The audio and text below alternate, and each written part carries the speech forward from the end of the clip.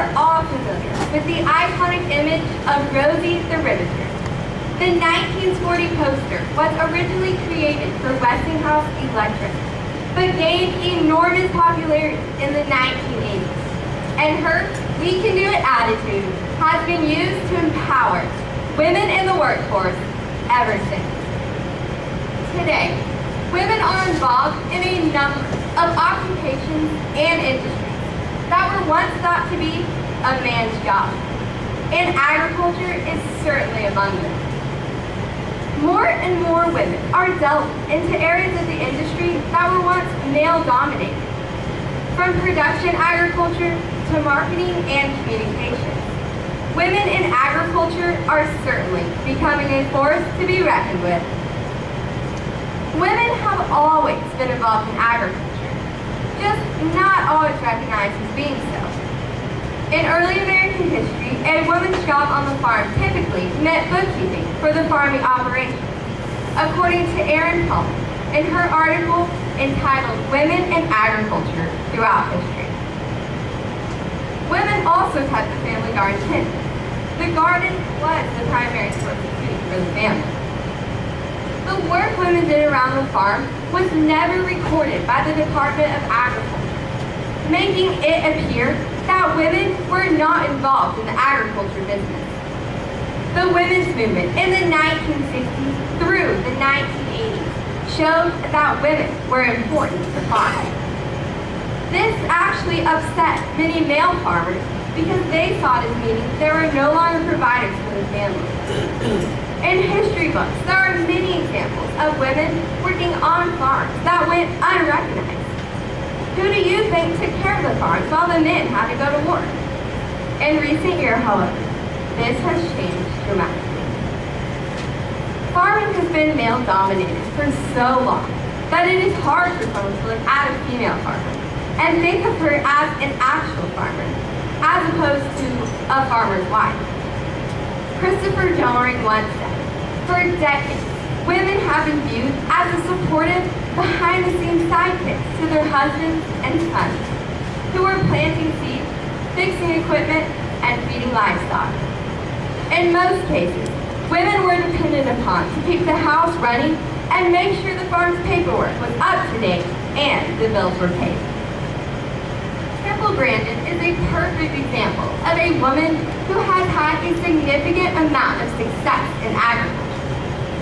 Grandin was diagnosed with autism when she was just 2 years old and has used the disease to pursue her career in agriculture by knowing the behaviors and feelings of the animals. She used her experiences from when she was ridiculed by her classmates to build sorting pens and gates for cattle to go through in slaughterhouses without raising their stress and anxiety levels, so the meat is of higher quality after slaughter. Grandin's hard work, dedication, and success have inspired many young women in the agriculture industry. According to the Penguin Atlas of Women of the World, women make up 40% of the agricultural labor force, and between 65 and 75% of all food is grown by women. Even though women make up 40% of the agricultural labor force, a 2007 census in the U.S. reported that 1 of every 10 farms are owned by women. Although women rarely own land, they often put in just as much work as the men do. Many women work in the production agriculture of plants or subsistence farming. Women are a huge part of production agriculture because they are the ones mostly responsible for the food. I know several women who work on a farm or ranch just as much as their husbands do. A few of my mom's friends go out and feed cattle every day and do whatever else there is to do around the ranch. For many women, their role in agriculture comes in the field of agribusiness, ag marketing, or agricultural communications. The latter being the facet of agriculture that is dominated by women. In fact, according to the Department of Agriculture, Communications, Education, and Leadership at Oklahoma State University, out of the 150 students seeking an agriculture communications degree, 120 are women. Now, how many female ag teachers do you know? If I had asked you 30 years ago, I bet your answer would have been none. Women have recently made an outbreak in agriculture education, and most have been accepted graciously by current educators. The rise of women educators has also influenced many young women in the industry. Linda Chase, an agriculture mechanics teacher at Abilene High School, said that she is finding more girls to be taking agriculture mechanics and welding because they are being influenced by the women role models in the industry. Women were invited to the FFA in 1969. 41 years after the organization started in 1928.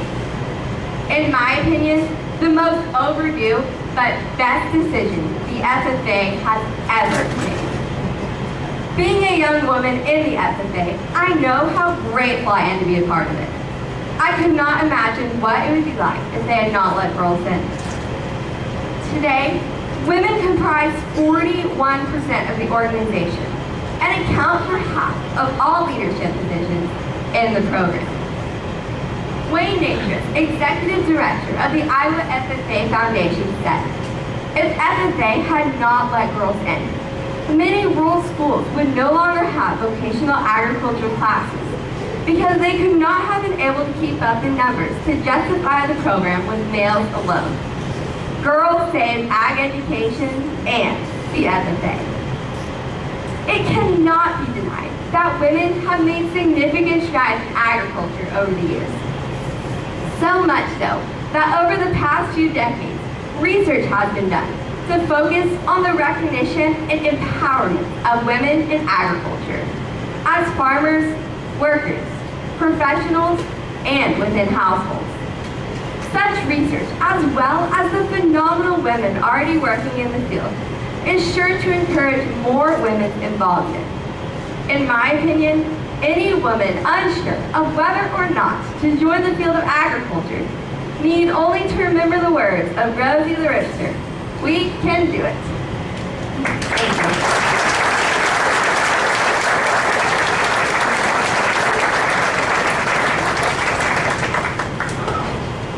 you. Liz did really well with that speech this year. Won some flags with it. She qualified for district